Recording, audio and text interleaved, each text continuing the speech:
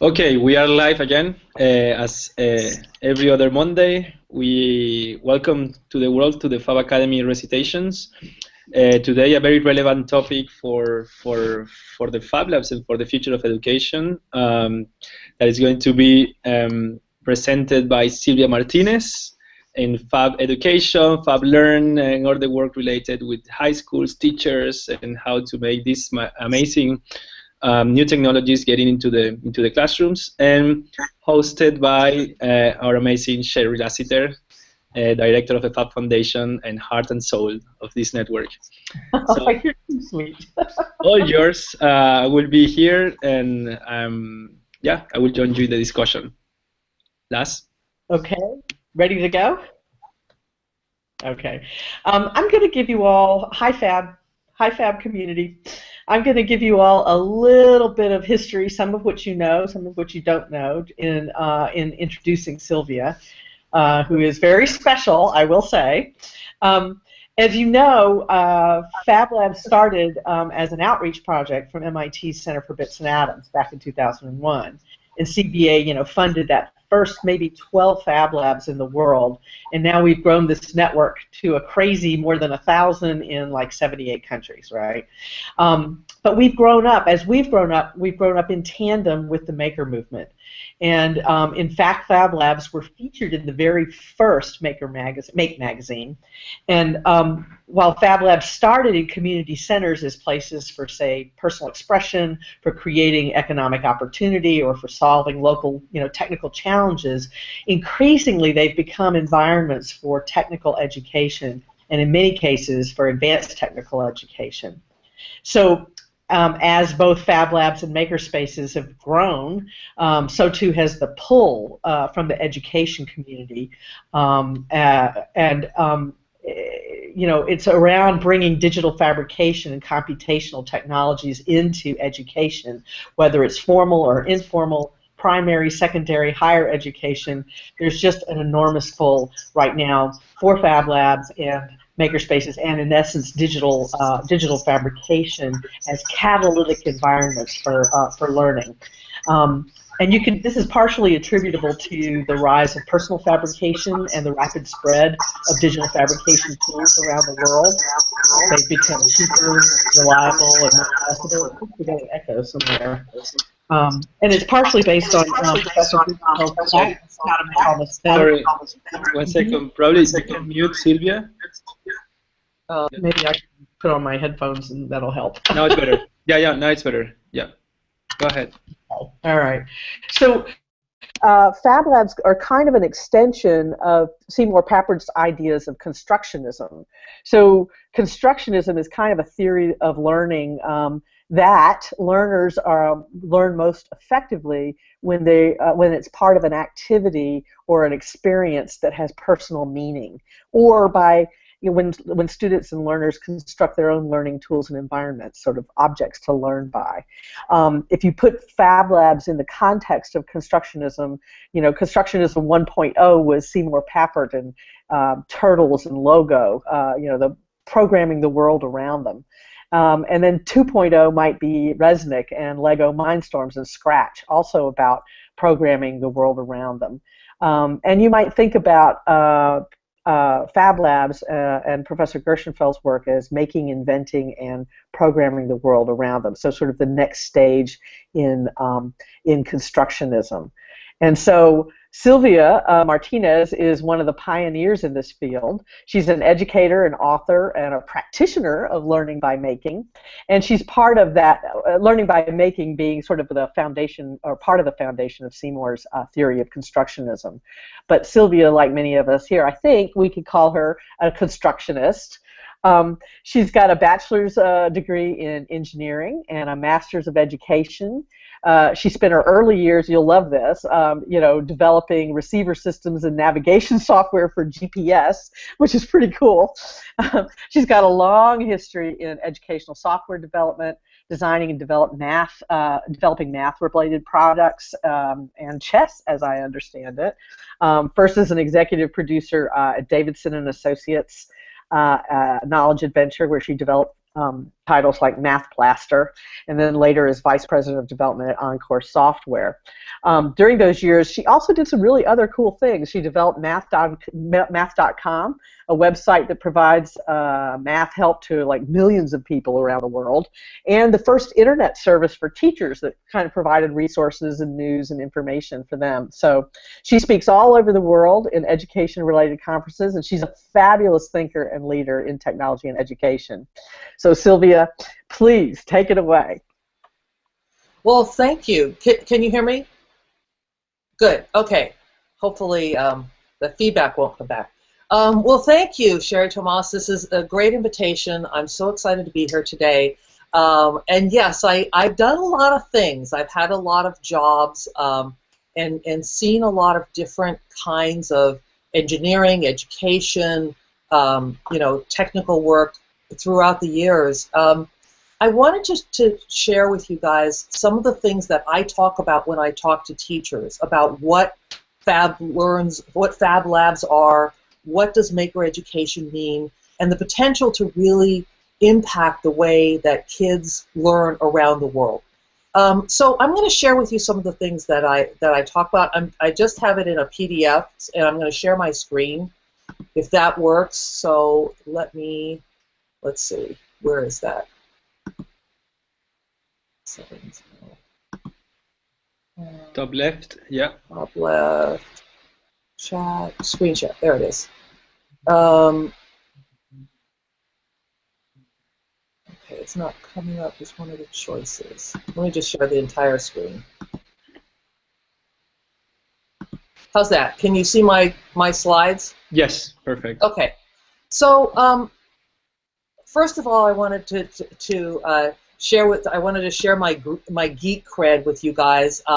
This is me wearing a shirt back when I was in aerospace engineering, and the shirt says, "Friends don't let friends do DOS." And if you don't know what DOS is, just find an old person like me and ask them. But that was a time in my life that was very exciting. Working on the GPS satellite navigation system was something that I did right out of college. I got an electrical engineering degree right when computers became, small and being able to be embedded into things. And the GPS system was something that was just a theory. When I took the job, they said, the math is really only a theory. The receivers aren't fast enough. The software doesn't exist. The computers that we're going to write the software for don't exist yet either. But yet we're going to do this. And now it's in my car and in my phone, and I don't know how people get along without it anymore. I barely remember what it was like. And I was part of a very large team working on something that was not only impossible, but it didn't even exist. The question didn't exist, much less the answer we came up with.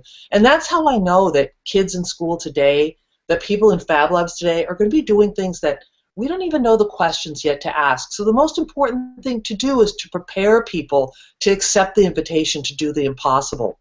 And to me, the Maker Movement and Fab Labs are doing that. It's this kind of collective learning and doing that's spreading all over the world with these open ideas and shared ideas. And I really believe that this is part of the next industrial revolution. When I read Neil's book, it really dawned on me that what he was talking about was people doing things for themselves and not waiting for a government or a company to sell them something, but to find a solution and to share it with others and to kind of create this collective problem-solving brain that we can all live in.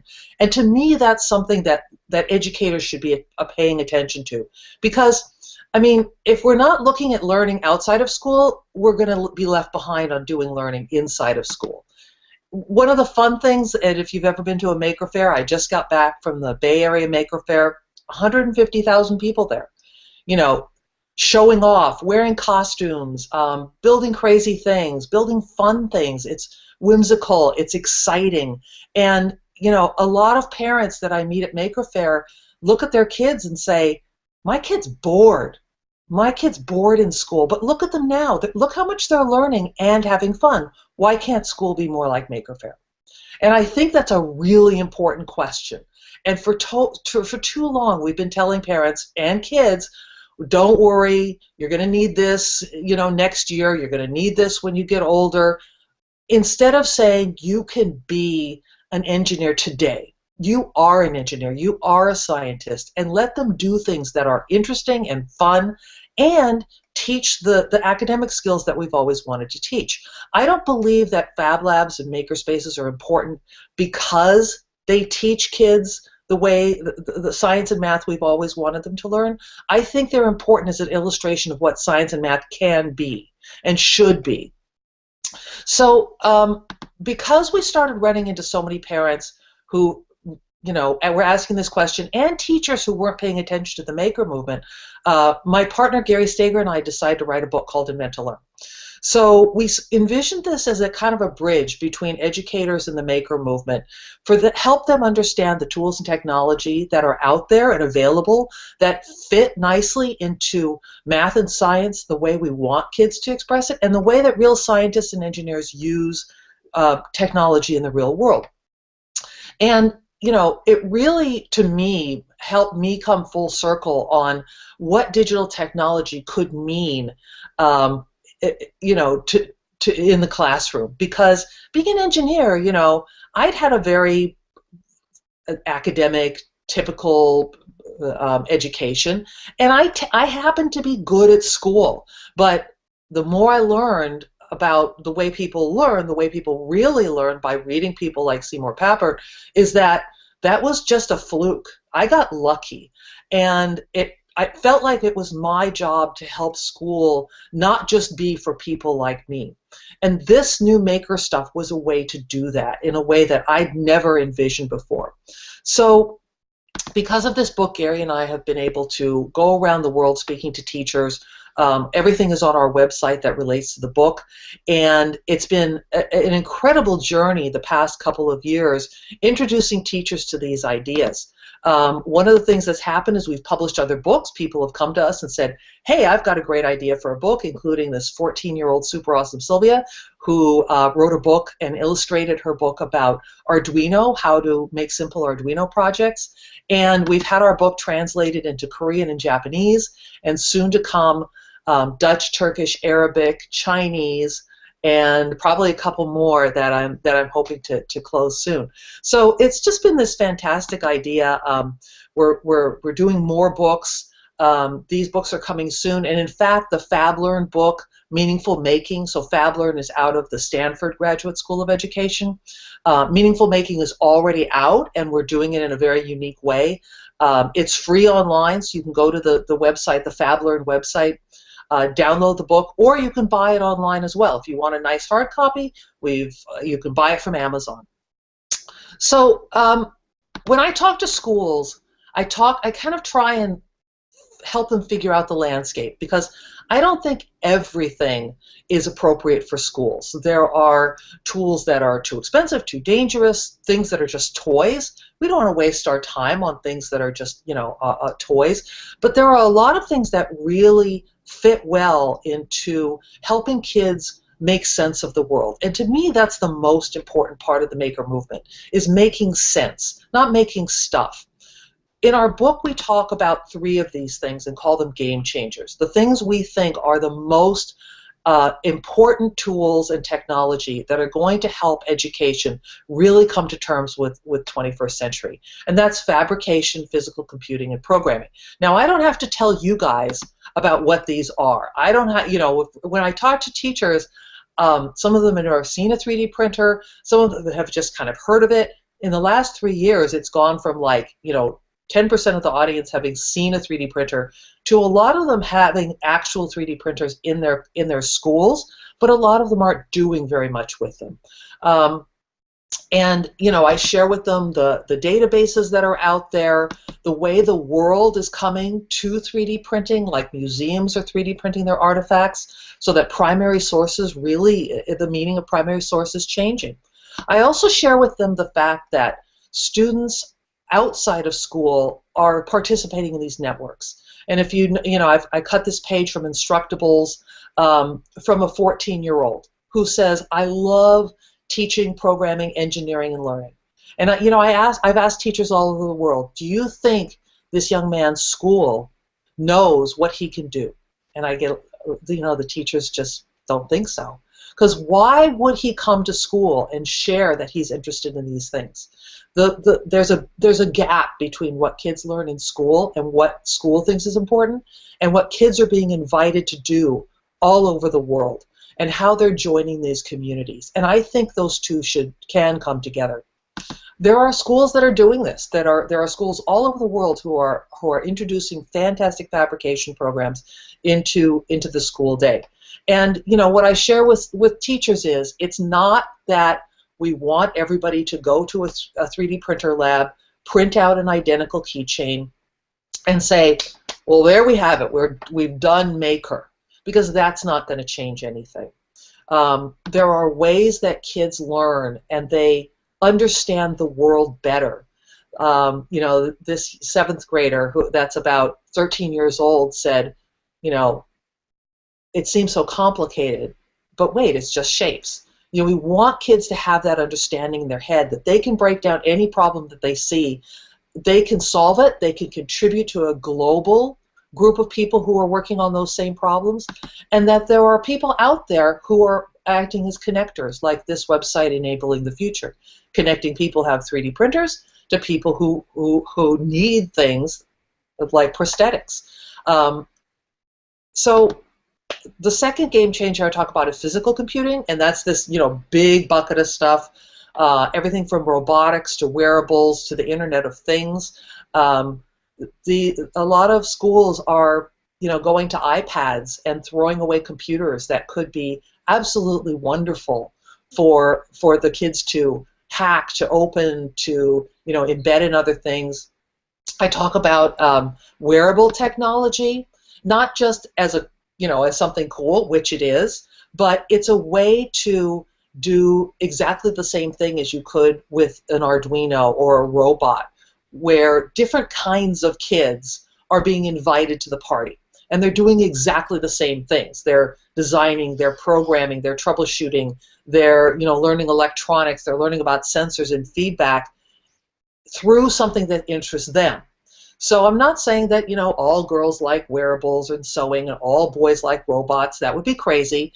But anytime you can offer different kinds of on-ramps, whether it's whimsical artistic projects or projects that change the world, those are sign language reading gloves, ballet slippers that track dance movement, games, toys, real inventions. I think that it just opens the doors to more kids to see that they have the capacity to understand this most complex piece of technology and things that are going to change their world. So programming's the third game changer. That's sort of a sneaky way to get it in, to re-emphasize this idea that I think programming is the most important skill, the most important mindset that you can have, that you can change the world and that you can master this most important invention of the 21st century. I always advocate for programming languages that were built for learning. There's tons of programming languages you can choose. Many of them are great for doing work, but that's different from learning programming in order to think and to explore areas of mathematics and storytelling and multimedia that are just not accessible any other way, and that every job now uses programming. It's not just because you're going to get a good job as a computer scientist. That's fine. I don't really love the idea that we're selling programming as a way to get a job. I think it's a way to understand the world. And the nice thing about teaching something like Scratch is it's starting to connect to this ecosystem where you just plug robots in and you get new palettes.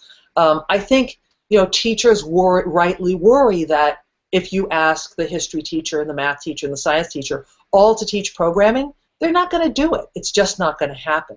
But if you can create an ecosystem where things like Scratch are something that the kids just come in knowing, you're going to get a lot more interesting uses of, a lot more fluency from the kids and a lot more interesting uses. So you may have noticed that the game changes were all about technology. A lot of people looking at the maker movement for schools say things like, oh, well, we'll just have the kids, play around and we're creative and we give them cardboard and they build things and isn't that wonderful? And I'm like, I want to set the bar higher. I want schools to try something new and different, Because if we just keep doing the same thing and calling it by a new name, we're not changing the world.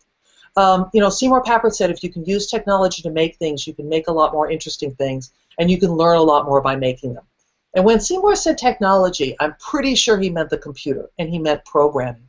You know, this idea that just by touching something, by making all by itself, you create learning opportunities is an interesting first step, but it's not the last step. And it's certainly not the most complex step that I think schools should be making towards, you know, living in the modern world. Now, that's not to say that there aren't a lot of fantastic things to do. I think a lot of schools, you can just sort of ask them to think about expanding their toolkit. Things like cardboard construction, but make a cardboard robot. Make something with something, you know, a complex infrastructure. There's all these new conductive materials, everything from squishy circuits, conductive dough and paint. These girls in the picture here have painted their own keyboard for a piano they've built. These are 10-year-olds. You guys know this. It's not hard to do. You just have to let kids have ideas and build things and keep pushing the kids forward towards big ideas. So there's, you know, sewing with electronics, there's paper with electronics. The Makey Maker is a fantastic kind of starter set for a lot of fab labs because it lets people work both on the digital and the physical computing side without a lot of software or electronics knowledge. And I think that when kids can use these tools to invent, and we let them invent, like this is a little ring toss carnival game.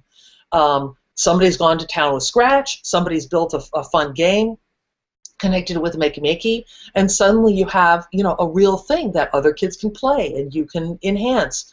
I think that by offering different kids lots of different on-ramps, we really, you know, make it accessible. And, you know, I tell the teachers when I do professional development, it's so easy, even adults can do it. So they can relax.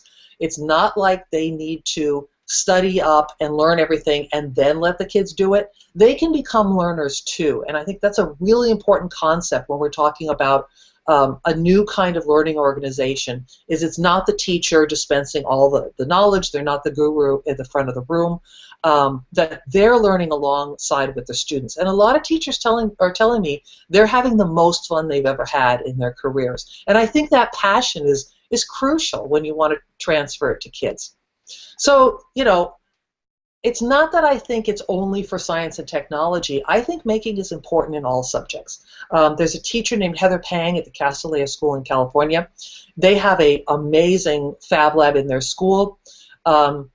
She's a history teacher. So she teaches history by making things. For example, they have this monument project, and the kids in her class build a monument to a famous person. And what she says is not that they're learning history by using a laser cutter, but the conversations they have about history as they're making something that feels real to them are the best conversations she's ever had in her career as a history teacher. How do you represent history? Is it literal? Is it figurative? When you walk up to a monument, what do you see? What do you feel? And how do you make that come alive? Is about making, and it's about being a historian, because that's what historians really do. So I think that there's a lot of people who ask me then, well, is it just electronics? Is it just fabrication? You know, I teach biology, I teach chemistry. What about those other things? And of course, you know, bio is the new digital, as Nicholas Negroponte has said. I think there's new outposts of the maker movement that are going to really help schools grasp the whole of what's going on out there. I did like a biohacking workshop at Stanford last summer. It was kind of crazy. You guys know a lot about this. There's things that are happening with architecture and organic materials. There's a lot of things happening with citizen science. This is a foldable microscope. It's, you know, origami and a little ball lens. Figuring out how to do all kinds of things that are important in the world and bringing it back to school. I just came back from the Intel Science and Engineering Fair. I can tell you like a third of the projects were about synthetic biology, you know, rebooting cells, programming cells, emergent machine learning, all kinds of things that we're just not teaching in schools. And it shouldn't be only the domain of kids who are these super geniuses. I think lots of kids are interested in this. So the big question when I talk to schools is, can they do it? Because a lot of places, school really hasn't changed much. How do we fit all these brand new things in there? And they get kind of overwhelmed by the terminology. They don't know what to pick. They don't know where to start. They don't know where to do it. How does it fit in the schedule? So there's lots of logistical questions that they tend to ask me. And I certainly wish I could just give them a blueprint and be done with it, but that's not the way this works. They have to construct their own solutions just like the kids do, and it's a process. What I do tell them, though, is to start with the learning. And I talk about Constructionism, I talk about Piaget, I talk about Seymour Papert, that the way to construct new knowledge is to build on your existing knowledge, and that the best way to do this is through making artifacts you can share with other people, artifacts that are important to you and important to the community that you exist in.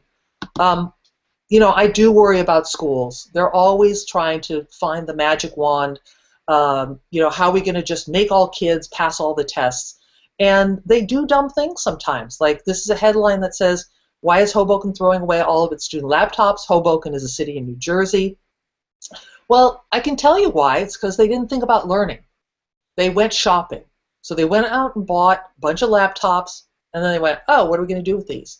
And I worry that in 3 years, 5 years, there's going to be headlines all over that say, why is Hoboken throwing away all its 3D printers? Oh, because 3D printing didn't change education. I guarantee you 3D printing will not change education. It's what the kids are capable of comprehending, of doing. It's what the kids think of themselves as learners that is possible to change. If we look at 3D printers not just as another thing for the kids to learn, but as a tool for them to put into their backpack, to become fluent in. And I think that the way we do that is by following smart people like Neil Gershenfeld and Sherry Lassiter and Seymour Papert, who talk about creating conditions for invention rather than providing ready-made knowledge. And for some teachers, this is very difficult. The role, especially in the United States, of teachers has become as dispensers of knowledge and givers of tests. And that's not going to help kids really comprehend this future, where we not only don't know the answers, we don't know the questions.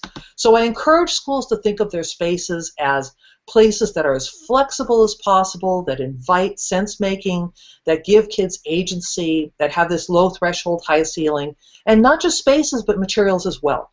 So try and buy things and create spaces that do all of these things.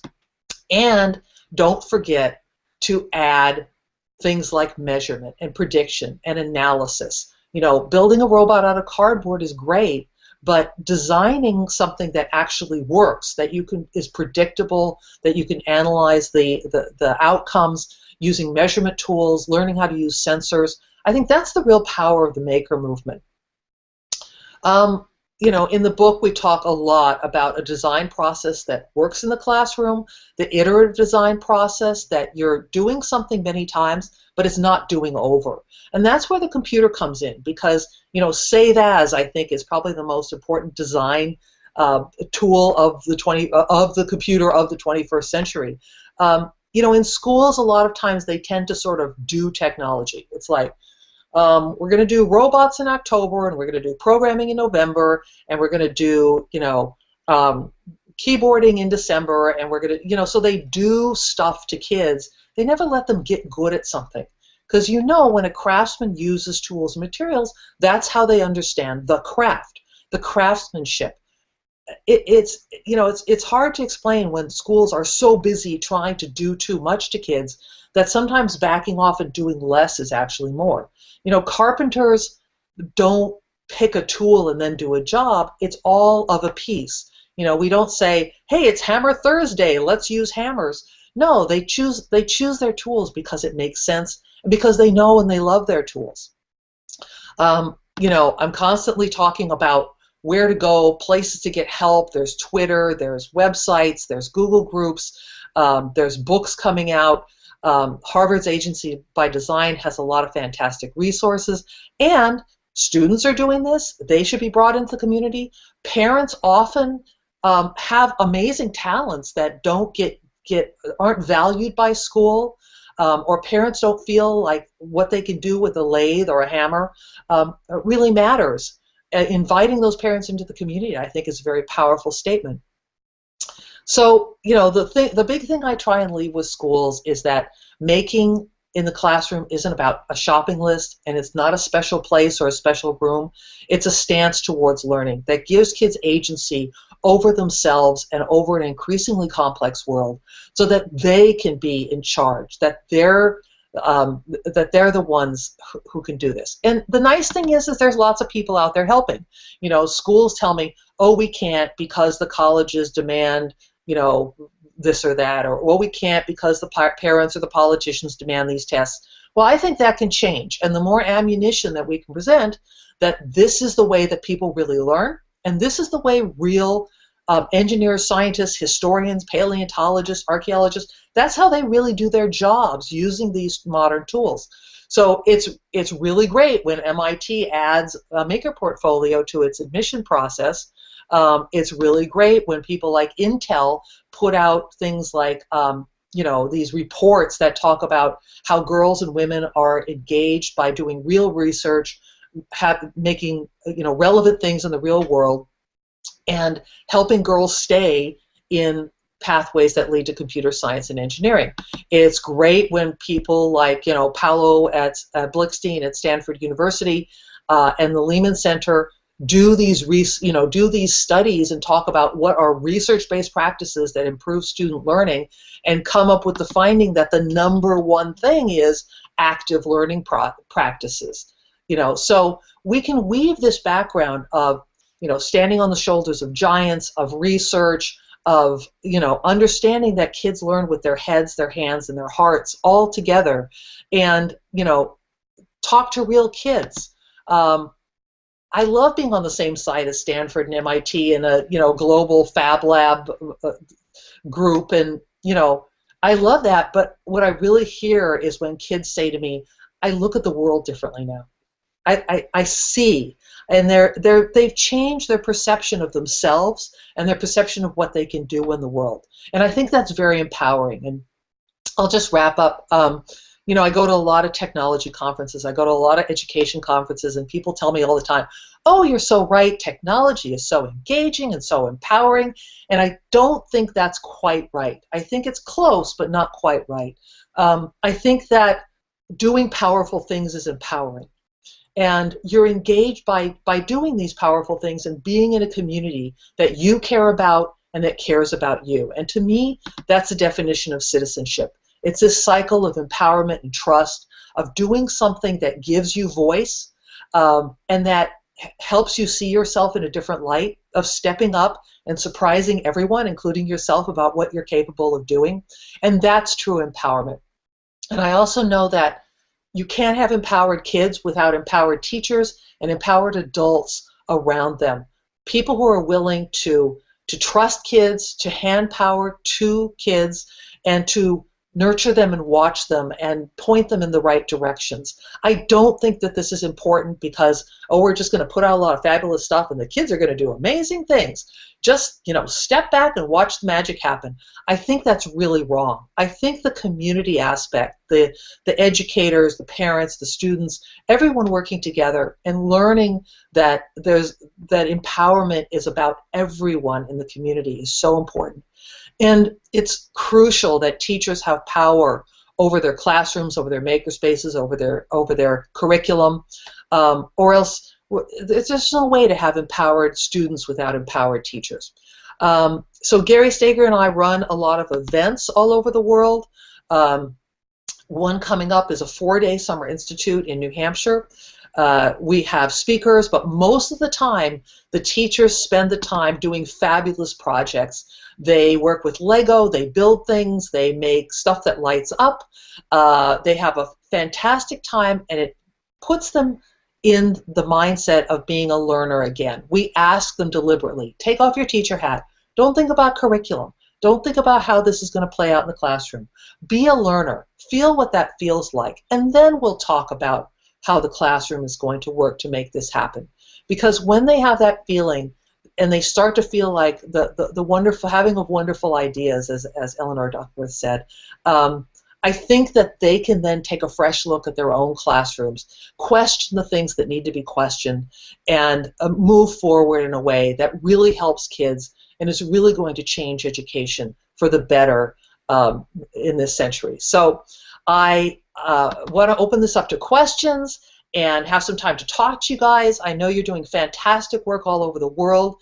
If you'd ever like to get a hold of me, I'm absolutely easy to get a hold of. I'm on Twitter. You can email me. You can go look at my website at invent2learn.com. That's for the book, or my personal website is sylviamartinez.com. And if you send an email to friend@invent2learn.com, you'll be added to our email list. And, you know, we do new books and resources and send out email every once in a while, not very often.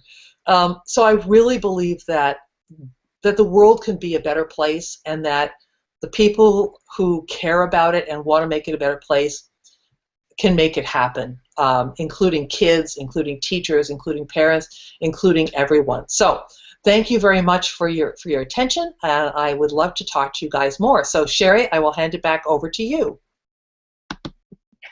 Thank you, Sylvia. Oh, it's just incredible the work you're doing, and we so appreciate your being here today.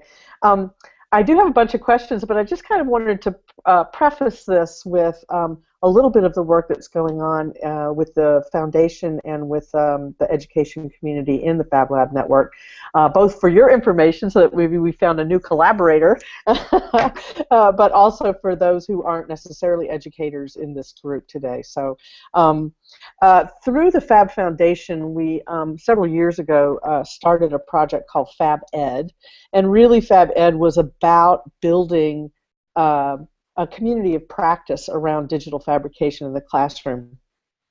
And I think we gathered several times together as an international community and a national community, meaning the U.S., to think about what we thought teachers needed to learn. And it turns out that those original thoughts were great about, you know, how you become a maker yourself, but they really weren't very realistic in terms of what teachers need and the kinds of resources they need. So really, Fab Ed is trying to bring coherence to a very distributed and independent community of practitioners and also pioneers. I mean, we are talking about pioneers out there. This is by no means at scale in terms of teachers and schools using digital fabrication in the classroom or making in the classroom. And it's not, every single school seems to start from scratch, you know, and it's extraordinarily painful for every teacher and every school. And so we want to be able to help that. And we know that there are great projects going on around the world that are starting to do that. So specifically, TIES, the Teaching Institute for Excellence in STEM, along with the Fab Foundation, we're working on several models of professional development and testing those out. We tested some out last year. We're testing some out this year, and it turns out that no two teaching communities are exactly alike. So kind of the same lessons from digital fabrication and mass customization it's the same. We have to figure out how to customize for all these many different populations. There's a great project in Brazil right now called Fab Educación, and that is it sounds like it's very aligned with what you're doing in your summer workshops, and also with the work of Paulo Blickstein out at Stanford, in that it's gathering sort of pioneering teachers together to work on activities and share the development of those activities as both learners and teachers, and then take that back to the classroom to inspire their children. There's a project called FabLat Kids, also in South America, which is aimed at finding activities that are really fun and engaging, in which, in essence, children construct their own learning tools. You know, so that might be through an object. It might be, say, through building a chair, for instance, and customizing a chair. But these are objects through which children learn, and it's a beautiful project that's growing very rapidly down in South America. India, we have a beautiful. There's a Yogesh Kulkarni is doing really amazing work with rural children and working with the university. Indian Institute of Technology in Mumbai, amongst others, to develop really, really nice curriculum and programs for kids. Iceland also, actually through their innovation centers, is working on it, and Spain has got quite a lot of work going on right now. And the Fab Foundation, what we're trying to do is start to gather all this amazing work and try to pull it into sort of a coherent in a place and in a way that's coherent and useful to the global network. So that's the kind of work that we're doing right now. I have a couple of questions for you that I'd like to start, if I may. Absolutely. So one of the things that you talk about in your incredible book is the idea of making, tinkering, and engineering. So sort of making as, kind of in the physical world, learning the tools and processes. Tinkering is the exploration and the way that you're starting to form knowledge, and engineering kind of as the way that you pull all those pieces together into deeper knowledge. So this making, tinkering, engineering is kind of a way to understand the world, as you say, or making sense of the world. Traditional education separates, right, all of this: art, science, tech, theory, practice, all of that. Sorry, there's a phone in the background here. But as you say in your book, those divisions are artificial. The real world just doesn't work that way. It's interdisciplinary. What do you do for deeper disciplinary knowledge? So, we have activities and they draw on different disciplines, but, what happens to disciplinary knowledge and disciplinary learning in this environment? Does this represent a pathway to geeking out, or is there a different kind of approach for deeper disciplinary knowledge? How do you see it playing out in this environment? Well, I certainly think there's a place for deeper disciplinary knowledge. I think what's happened in many schools is we've reversed. We've put the cart before the horse. We try and front load the kids with a lot of disciplinary knowledge, and they have no idea why, right? And we've kind of forgotten why as well. And they say, well, why do I need to know this? And we say, I don't know, you might use it next year. Instead of being able to answer that question, that's the most important question in the entire world, and we dismiss kids as if they're just being silly. I think we have to find interesting projects for kids. We talk a lot about our books about prompts and challenges being the unit, instead of we're going to tell you about fractions, and then we're going to do work on fractions, and we're going to we need to find ways where kids are actually using these things in the real world. So there's two answers. One is to create interesting projects and challenges where kids are pushed towards bigger ideas, where they need, because of their own curiosity about things, need these bigger ideas. So let me give you an example that's not like engineering. A friend of mine is a teacher, and they live in the school's in an amazing rural place, and what they do is they build a box, and they study the everything that fits inside the box. So animals that wander through and stuff like this. And what they do is they let the kids sort these animals, plants, everything that's in this box into their own taxonomy. So the kids say things that run, things that walk, things that fly versus things that don't. And then they start asking questions, well, isn't there a better way to do this? And the answer is yes. That's when you talk about species and genus and the way that biologists and people have organized these things, not try and do it before the kids have any interest in these things. So I think that by creating interesting challenges for kids, you're asking them, you're inviting them to become interested. I think we also have to be a lot more flexible in what we teach kids, is that some kids can go very deep into a subject, and there's this magic time, like between 10 and 15, 10 and 18, where kids are just sponges. I mean, they're so eager to figure out who they are, to figure out their place in the world, and it's the perfect time for them to go deep into a subject. And instead in schools we do the exact opposite. We give them this little tour of things that don't matter to them, and we expect them to stay interested. And the few kids that can sort of maintain this level of interest, because they're good kids, you know, what else do they have to do with their time? We call them smart, we reward them with A's, and then we let them go to engineering school or, you know, or become scientists. And I think we're losing a lot of kids that way.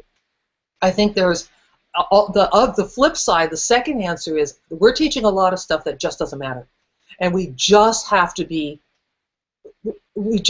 so much more serious about looking at the math and science curriculum that we're teaching kids and asking, is this really necessary? And the answer is often it's not really that necessary. But we've developed a fondness for the classics. You know, we love logarithms. And we teach them. Why? You know, I know that some people will love that, but good, let them teach it. Not every classroom has to be the same.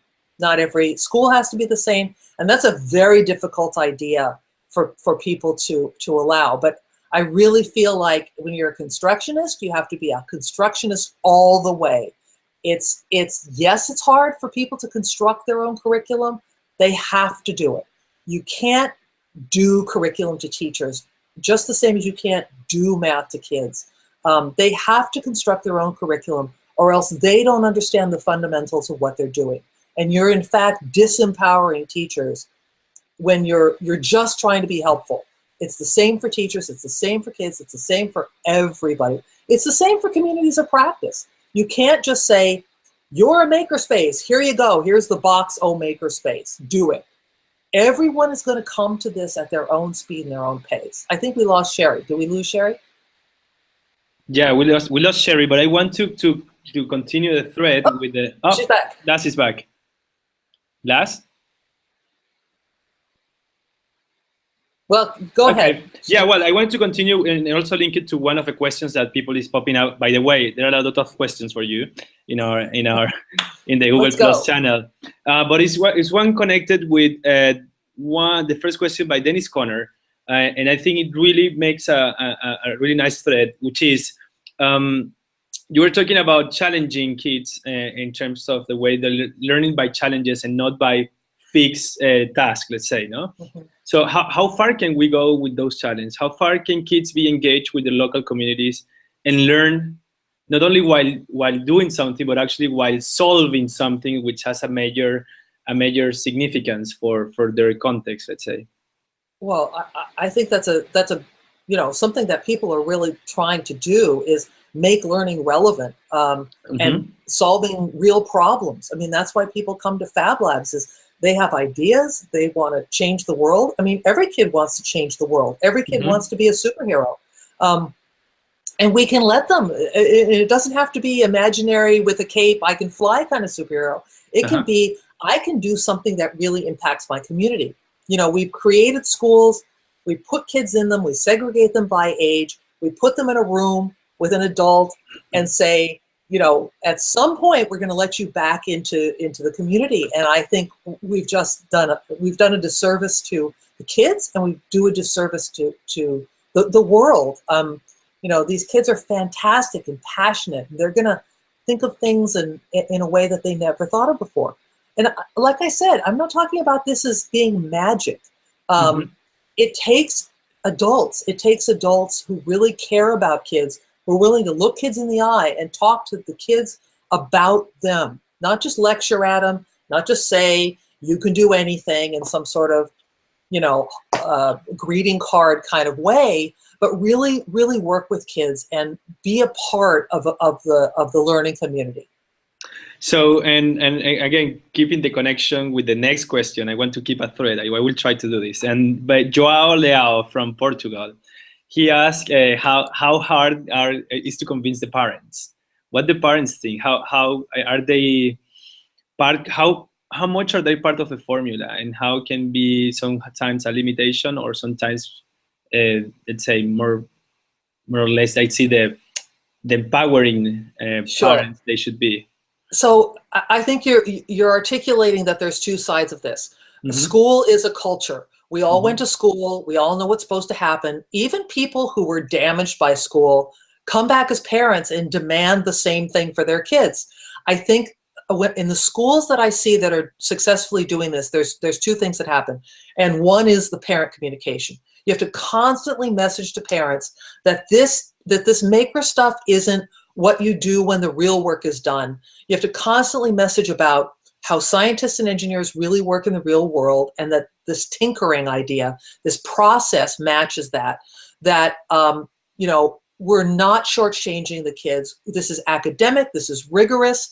And then the second thing that people do, that successful schools do, is include students as leaders. Mm-hmm. Teach students to mentor each other, to be peer mentors, to be leaders. It's not only good, you know, psychologically for you to see someone who's your peer or near peer showing leadership in this kind of stuff. It really does help the teachers. I mean, who can keep track of all this stuff? Mm-hmm. There's nobody better than like a 15-year-old to understand like every version of the Arduino and, you know, keep track of the operating systems, the BIOS. Great, let them do that. You're in charge, but you actually have to give them actual power. You can't say, you're in charge until I overrule you. It really becomes a more negotiated existence in schools, and there's people all the time who are going to say, why is your classroom so noisy? Why aren't the kids all doing the same thing? There's a lot of people who truly believe that all kids doing the same thing at exactly the same time is the way people learn. And it's constant. You have to educate parents. You have to say it not once, not 20 times. You have to say it every day. Every time you see a parent, you have to say, this is real education. You can't get tired of hearing yourself say it and think, oh, they've heard me say this 1,000 times. You have to keep saying it. Keep telling the kids. Because by the time kids are 10 years old, they've decided what school is. They've decided that school is boring, and you know that they just have to get through it. And some kids accept that, and some kids just sort of turn off, and some kids openly rebel. And I think we can change that, but we have to kind of de-school, unschool everybody in the system. Last, you dropped out. You want to continue with questions? I was reading questions from the audience. Sure. There are a lot. But go ahead, Last. I don't want to monopolize the audience, I guess. So please go ahead. Well, we have another nice question from Joao, and I think that it refers to your book, and specific to a page. It says in page 65, you say, oh, great. Where's my book? Projects create memories for students. And the question is, don't you think that this is directly related to the EQ, which is an emotional quotient, being more important than IQ? Well, I think both of those are kind of made up terms. You know, I think people are smart in lots of different ways, and I think that people need to be connected to things that they care about. Mm-hmm. You know, I don't think one is more important than the other. I don't believe in teaching in teaching kids about emotions. I think all of that happens in the context of doing real things. You know, I worry when people have, like, you know, rallies and they cheer and they say, kids, you can do anything, that's great. But then there's no follow-up. There's no actual things that the kids are allowed to do that they care about. I think that kids are almost always open to interesting learning. And when people are passionate and you're in a community and you're doing things together and you have a common goal, kids will almost always step into that invitation. And I think that's what creates their emotional intelligence and their emotional well-being, not teaching them emotional intelligence. You know, maybe I'm old-fashioned. I think it happens as a result. It's not a thing you deliver to kids. Last, go ahead. You go ahead now. Me? Yeah. Okay. Well, so so many things you bring up. One of the things I was curious about. Really good question. What a good question. I was talking about activities versus curriculum, and is there a cross-disciplinary curriculum, or is a digital fabrication curriculum, or is this really just a series of activities that support different curricula? You know, can you think with us about that? Look, this is very tough. I've spent 25 years trying to help teachers do things in their classrooms that really break out of the box. If you give them nothing, they won't know what to do. If you overprescribe, you're not helping them develop their own agency and autonomy over the curriculum. So, but in between, I think there's actually a lot. And I think that you not only have to help them with curriculum and make it a little less prescriptive, try and make it as open as possible, but still explaining what you're doing. And I think there has to kind of be a meta level where you're helping the teacher understand why you're doing things. Like, why would you have a conversation before you let the kids do something? Why would you let the kids make when they're just going to mess around and they don't know the tools? And I don't have, I haven't lectured yet. So you have to help the teachers understand the meta level of what you're asking them to do and explain it in very concrete terms. Let the kids mess around and then give them a prompt. And then the teachers will start to internalize that, and when they feel comfortable, they'll start to stop reading the directions. So the good thing is when they stop reading your curriculum, which is not a good feeling for a curriculum writer. It's like you're watching your babies, fly out of the nest. It's a good thing. Okay, good, thanks. I would think that evaluation would be pretty tough in this environment. I mean, it's a nasty question, but how do you evaluate when learners learn differently? They learn in different time frames, and they're not necessarily on your schedule. Mm-hmm. Do you have any thoughts about what the future of evaluation looks like? I think it looks a lot more like the authentic evaluation that we do for kids in art class or an orchestra or writing. Not every kid writes the same poem, and yet somehow teachers develop the capacity to look at poetry, to look at an essay and say, I can see your ideas, here's where you can develop them. This constant cycle of feedback rather than a test at the end of the day, it really challenges people to take a hard look at what their assessments are really giving them. Just because we've always done it this way, and really we haven't done it that way for very long, it's just in our memories we've all taken tests, so that must be the way. That's not really, if you look at the wider span of history, that's really not how people have learned and shown how they know what to do. Apprenticeship was much more prevalent for centuries. So we kind of have to question that we're getting what we think we're getting out of assessment. We have to push back when people say, well, they didn't know, what were the 3 factors that started World War II? Well, let's have a conversation about World War II. Well, and then I can tell you after the conversation what you need to know. I can give you an interesting book. I can say, there's someone who actually fought in World War II. Let's go have a conversation with them. Let's make a video about their life. Let's talk about it. But, that takes more time. And at the end of the day, they're still not going to pass the question about what were the 3 causes of World War II. So if we don't question the assessment first, we're never going to be able to change the way that we work in the classroom. Last, I want to read a question from India. This is from Prandya Shindekar. Hello.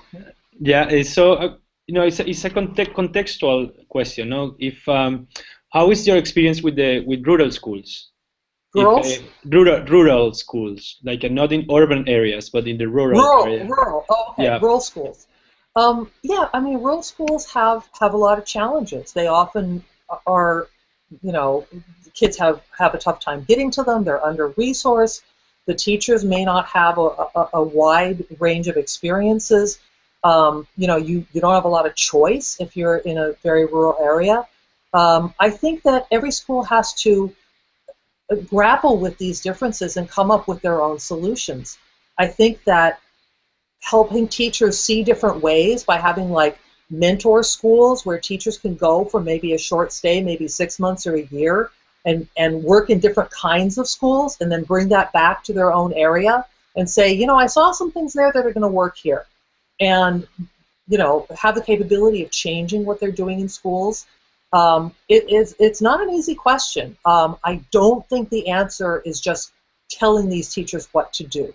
I think that's feels like it's the only way to do it. But like I said, I think you have to be, if you're a constructionist, you have to be a constructionist all the way, even when it's hard. Okay, I think I covered most of the questions. Last, you have some closing comments. We are in our hour of session. Okay. Well, I guess my closing comments would be thank you thank you, Sylvia, for helping us think about this. There's lots to think about it. Everything from curriculum versus evaluation versus how do you scale. If you've got a lot of teachers that that aren't a part of this movement and that need to be maybe, or you'd like for them to be, how do you scale? How do you? Right now, it seems like we're all working with the willing, right? Right. The willing and the pioneers, but not necessarily with the rest. And so, how do you scale in meaningful ways is a really tough one that I hope that you'll help us think about as we go forward. Well, I think that the model, there's actually a good model that we should be looking at, which I think is the sort of slow food, micro farming movement, where the idea of scale is that small solutions create big change. The U.S. is obsessed with scale. We're like, we built the highways, and we're gonna massive. Everything has to be massive, and it's like, I don't think you can massive this. I really think that you have to implement small changes and deliberate changes and empower people to make changes in their community that's right for their community. I don't think there's a way to scale this in the sort of classic American go big or go home kind of sense. I really do think that the farming community actually has a lot of lessons that we could be taking advantage of. That's wonderful. I think that's right in alignment with the Fab Lab community. We are farmers of the future. That's right. That's right. Mind farmers. Yeah. Okay. Well, thank you so much, both of you. Thank you, Lath. Thank you very much, Sylvia, for sharing with the network. Well, thank you, network, for being here. Yeah, thanks you guys for inviting me. This is so exciting. I think you guys are doing the most amazing work in the whole world. And, hey, changing the world isn't easy, might be impossible, but we got to do it anyway, because what else are we going to do, right? Yeah, exactly. Thank you so much. And, well, I see you next week. We have the last recitation the coming week with Carl Bass, CEO of Autodesk, and we'll close this season. Thank you again, and see you soon, everyone. Bye, everybody. Ciao, ciao.